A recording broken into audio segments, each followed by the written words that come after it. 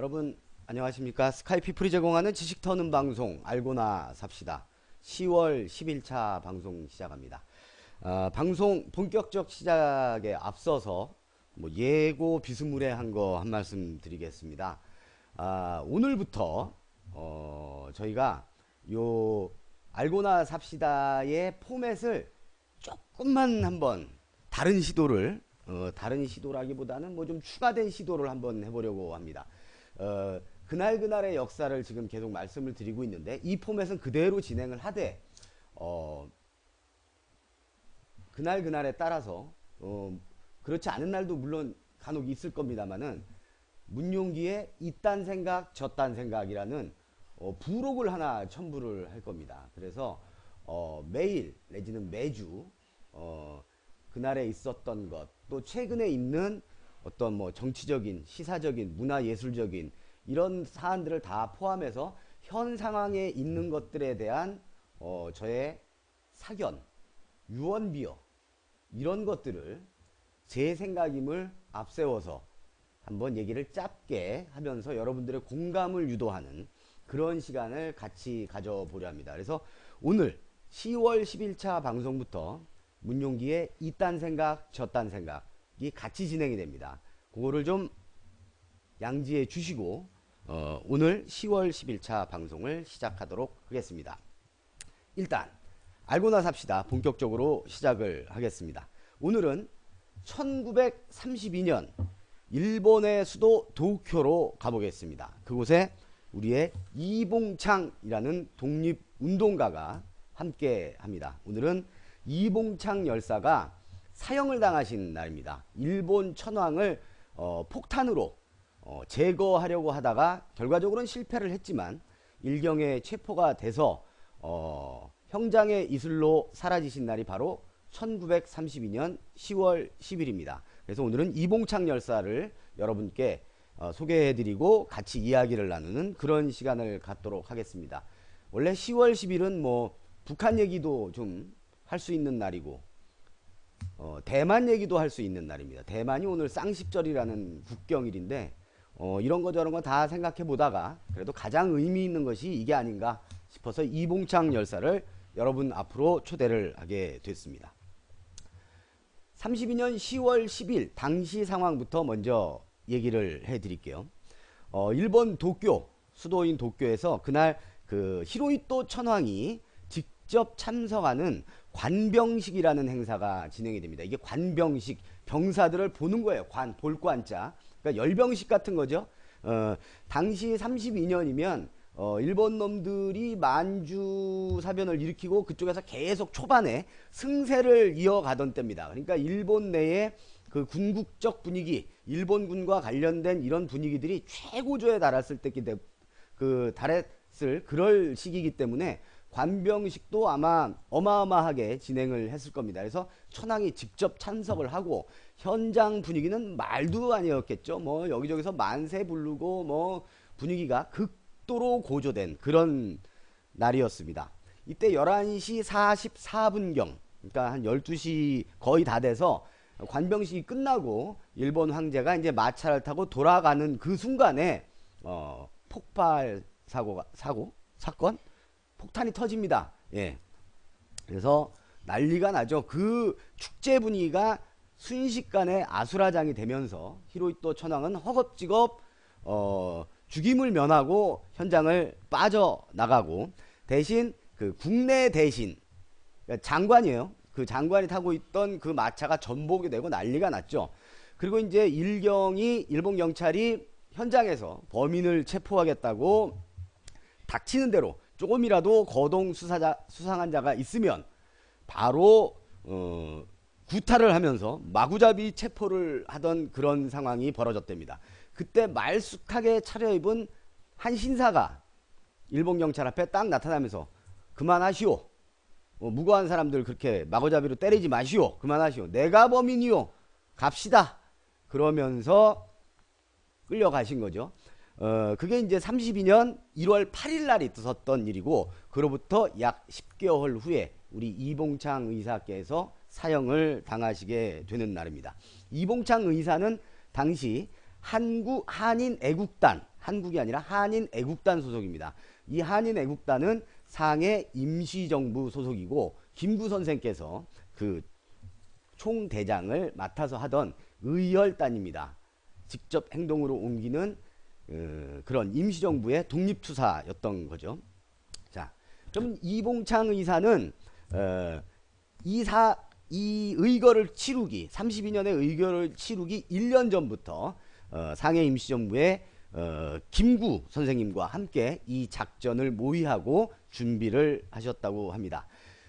이 사건은 비록 실패로 돌아갔지만 이 의거는 실패로 돌아갔지만 당시 우리 독립운동의 분위기가 좀 침체기에 있었습니다. 여러 가지 그 국내외적인 문제로 인해서 침체기에 있었는데 이 소강 상태를 단번에 뒤집어 엎는 그런 그 어떤 큰 사건이었습니다. 그리고 이게 계기가 돼서 중국 정부에서 공식적으로 우리의 독립운동을 지원해 주기도 했죠.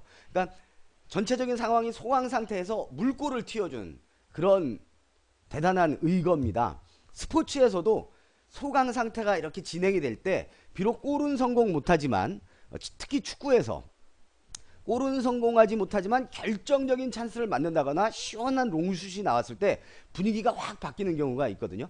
가장 대표적인 것이 우리 한국 축구가 월드컵 사상 첫 승을 했던 2002년 폴란드전.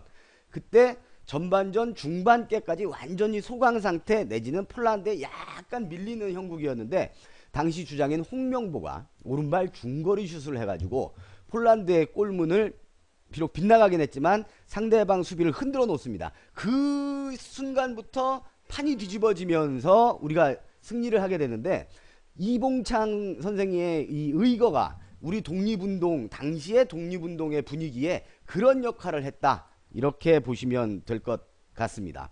그러면 당시에 우리 독립운동의 분위기가 왜 이렇게 소강이었냐?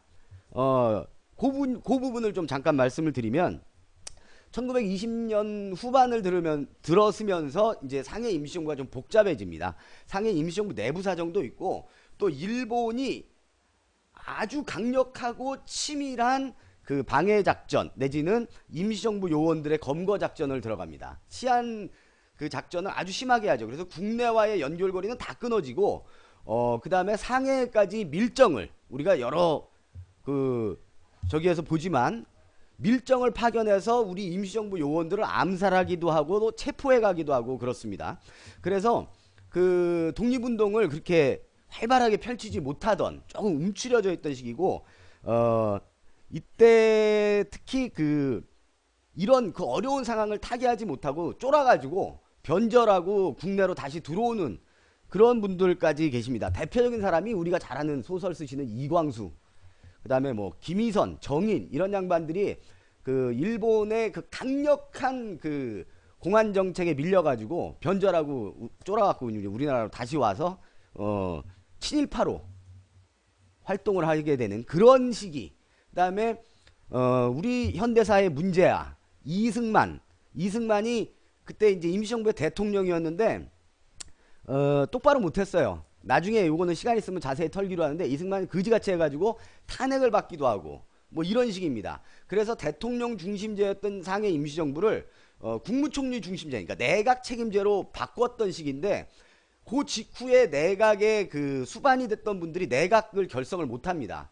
그 어려운 시기에 이 임시정부를 이어받은 사람이 김구 선생이고 김구 선생은 이제 곧바로 내각의 수반은 되지 않고 내무부 장관이 되면서 실질적으로 임시정부를 이끌어 나가던 그런 시기입니다. 요 어려운 시기에 이제 이봉창 열사의 의거가 어떤 쾌거가 돼서 물꼬를 터졌다. 독립운동에 좀 더 활발히 진행할 수 있는 그런 물꼬를 터졌다. 이 말씀을 드리는 겁니다.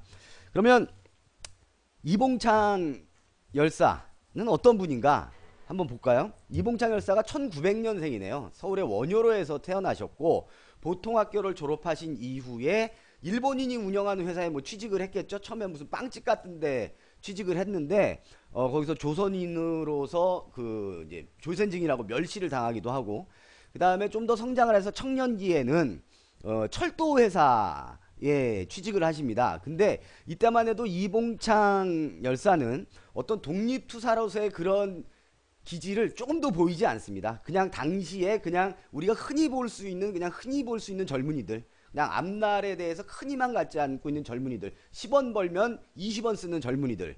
당시에 이제 이런 젊은이들을 뭐 좋게 말해서 모던보이 뭐 이렇게도 표현을 했다고 하는데, 돈을 버는 족족 음주 가무에 다 써버린 겁니다. 그래서 노름도 하고 특히 마작을 그렇게 잘했다고 하는군요.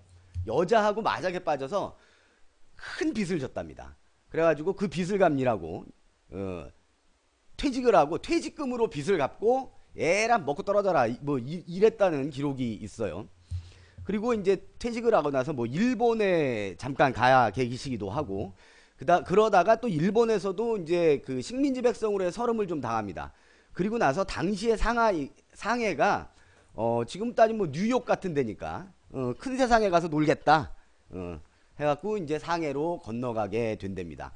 상해에 가서 인쇄소에 취직을 해서 사는데, 그 사시면서 거기서도 매일 클럽을, 지금으로 따지면 매일 클럽을 갔다고 하는군요. 그리고 일본말을 그렇게 잘 하셨답니다. 그래서 일본말도 잘하고 일본식 복장을 입고 그러고 다니셨다고 합니다. 그러니까 그때만 해도 식민지 백성으로서의 그 자아는 크게 실현되기 전인 거죠. 그냥 흔히 볼 수 있는 젊은이, 이렇게 보시면 됩니다.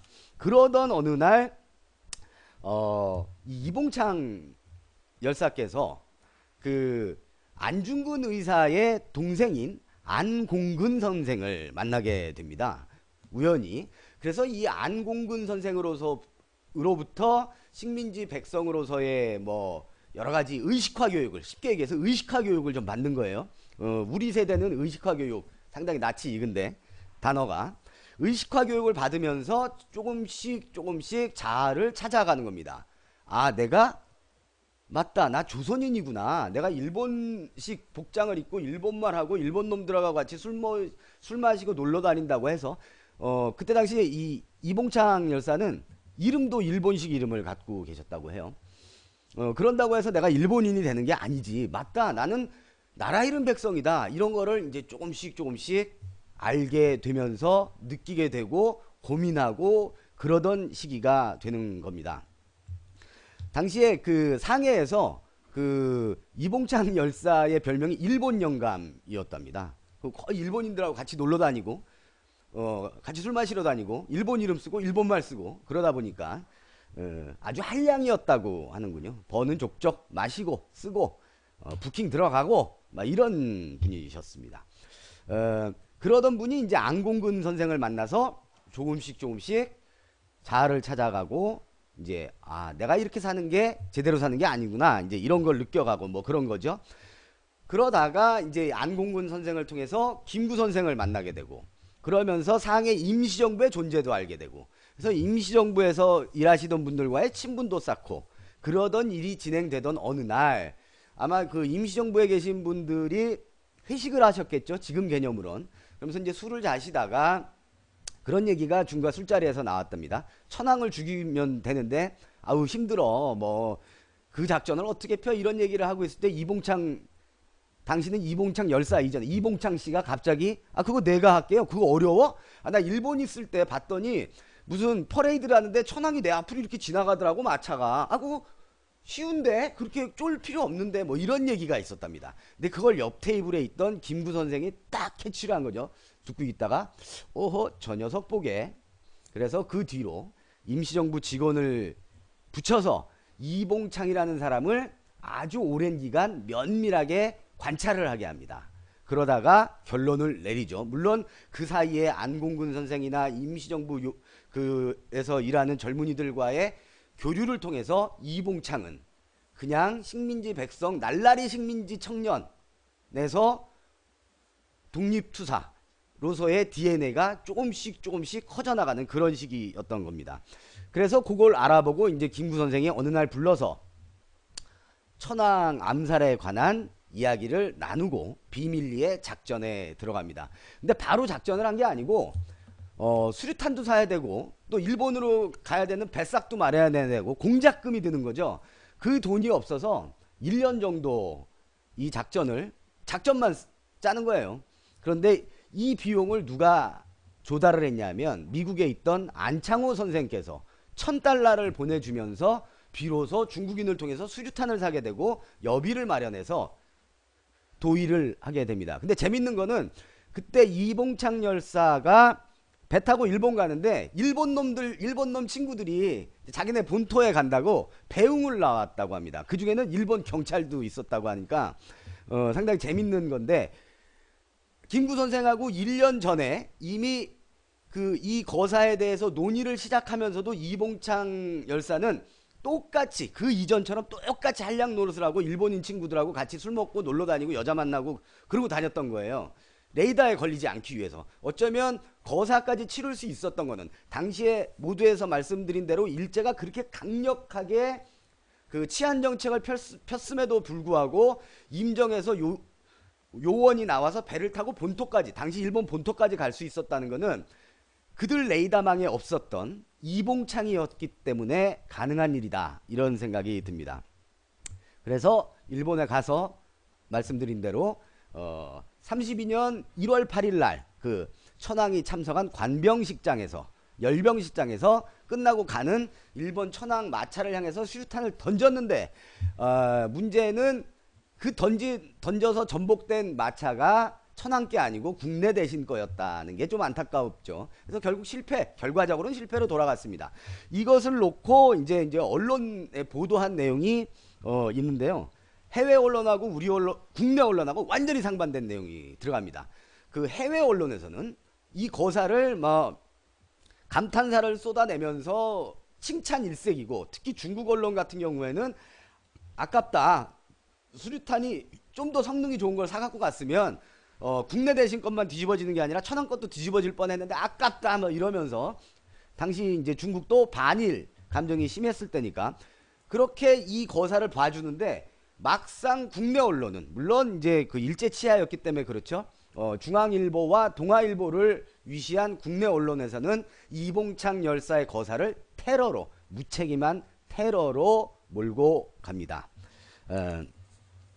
이봉창 열사는 그래서 이제 체포가 됐죠. 아까 말씀드린 자진해서 체포가 돼서 일본 경찰의 조사를 받을 때 수사에 혼선을 빚게 하려고 조선인님도 밝히지 않고 배우의 김구 선생이 있다는 것도 밝히지 않습니다. 엉뚱한 사람 이름 대고 일본 사람 이름 대고 그러다가 9월부터 이제 공판을 받기 시작하는데, 그리고 나서 바로 한 달 뒤인 10월 10일에 형장의 이슬로 사라지시게 되는 겁니다. 이봉창 열사를 보면 이런 생각이 듭니다. 한때 일본인처럼 말하고 일본인처럼 살고 일본인과 같이 지냈지만 좋은 친구, 좋은 선생을 만나서 자아를 깨닫게 되면 이렇게 큰 일도 할 수가 있는 거다. 최고의 독립수사로 거듭난 거죠. 이런 것들을 보면서 사람은 무릇 자아 성찰의 계기가 참 중요하다, 그런 생각이 듭니다. 부모가 자식에게, 친구가 친구에게, 선배가 후배에게, 동료가 동료에게 그냥 멍하고 사니까 사는 거지 정치 관심 없어, 이런 자아가 없는 삶을 살고 있는 그들에게 이야기를 해줄 수 있는 스승이 있다면 정말 좋은 세상이 되지 않을까. 부모는 자식에게 꼭 그런 존재가 돼야 되고, 선배는 후배에게 꼭 그런 존재가 돼야 되지 않나 라는 생각을 하면서 1932년 10월 10일 이봉창 열사가 사형이 되셨던 날, 그날을 이야기하면서 스카이피플이 제공하는 지식 터는 방송 알고나 삽시다 10월 10일차 방송을 일부 마치겠습니다. 잠시 후에 오늘의 부록 문용기의 이딴 생각 저딴 생각 짧게 이어집니다. 일단 감사합니다. 1부 마치겠습니다.